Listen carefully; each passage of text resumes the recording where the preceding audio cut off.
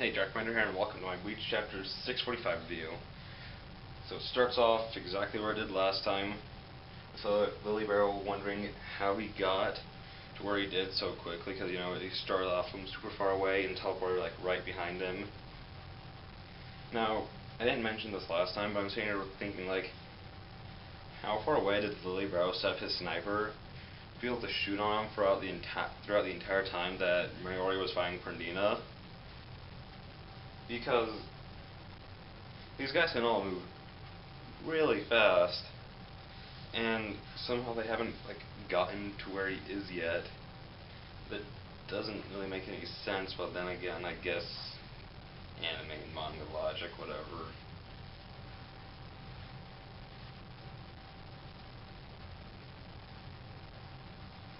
And he says, "Don't tell me that you haven't done this before." Daruma-san-ga Korunda. That's essentially what was being chanted behind him before he cut his sniper, well, before he cut his gun in half. He asked him what he's talking about, and he essentially just, like, says, well, I guess they do have different cultures than us. And then he tells Nemu to go on ahead without him, and then tell the others to keep going too. When they essentially just explains the rules of the game to him. They're really long, so I'm not going to go into it. And he says that they had a game like that, so Shunshui thinks that he wasted his time talking at all. Well, and then Shunshui goes even further into an explanation. Wait.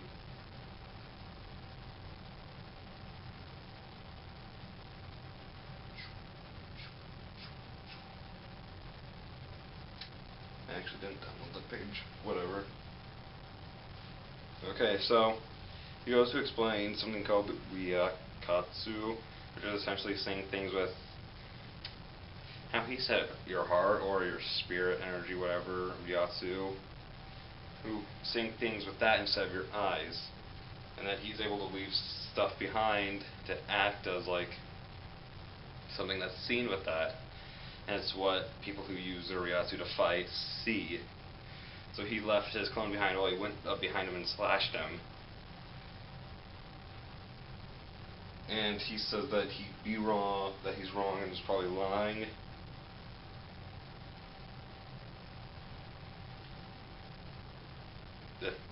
Yeah, I skipped a part.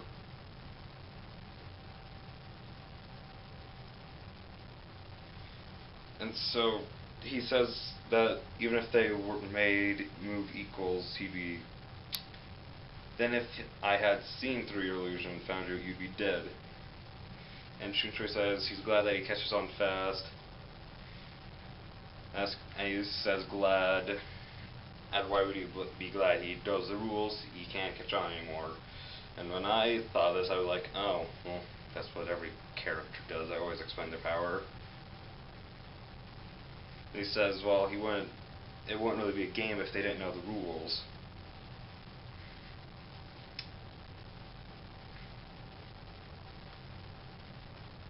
And now he goes into that explanation about the Rikatsu stuff I told you.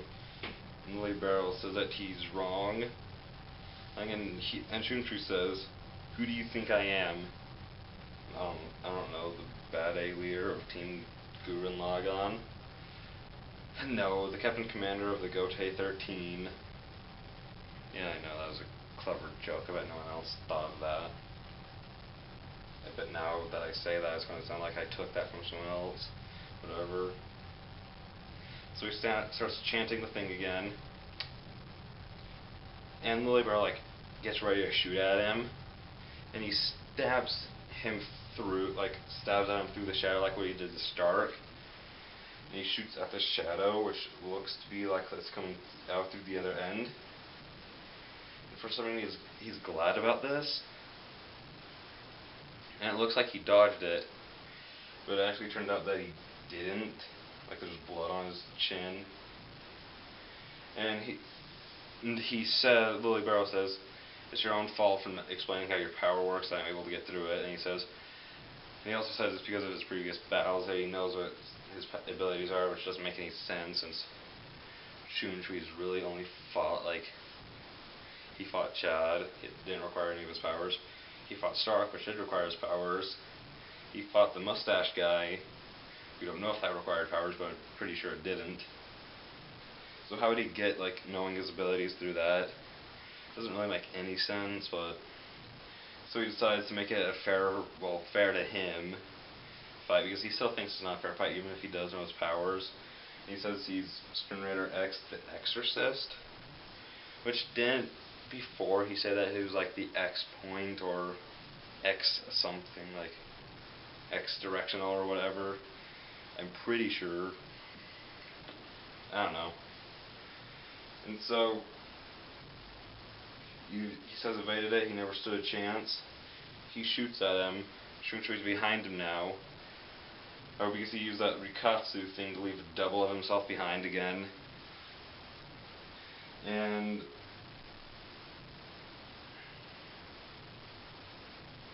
so he essentially just says, well, let's just keep playing until one of us drops. So, with this chapter, I am glad to see that Shunchui's finally fighting someone. But I feel like this fight would be over significantly faster if everyone were to just fight him at the same time. Like with Prandina, it made sense for not very many people to fight him at the same time because of the nerve ability. So like if you have like too many people, then they could just like get struck by the nerves and like turn on each other or whatever, or just like explode. And you could like connect to one person, connect to another person by going through that person. So it makes sense not to have very many people fight Prandina. But for this one, like let's just say you have like Shinji like reverse him, Shunchu just come up and like stab him or something. The fight would be over right there. Most likely. Then again, he could just use Blue Vein, you know, that thing that they haven't used since like the jail guy. Yeah. Which is another thing, they haven't used any of their blue anythings at all, really. So yeah. Hopefully in the next chapter something more like in the next chapter I don't want it to just like focus on this fight, like what kind of like I want to like show like the other groups, like what the other groups are, kind of set up the other fights, and then maybe for like the last like 3 pages like come back to this one, and then the chapter after that they continue to fight. That's how I think it should go, but it doesn't really matter. Well, I mean, I am reviewing it, so it does matter. But yeah, that's the end of the chapter. See you guys next time.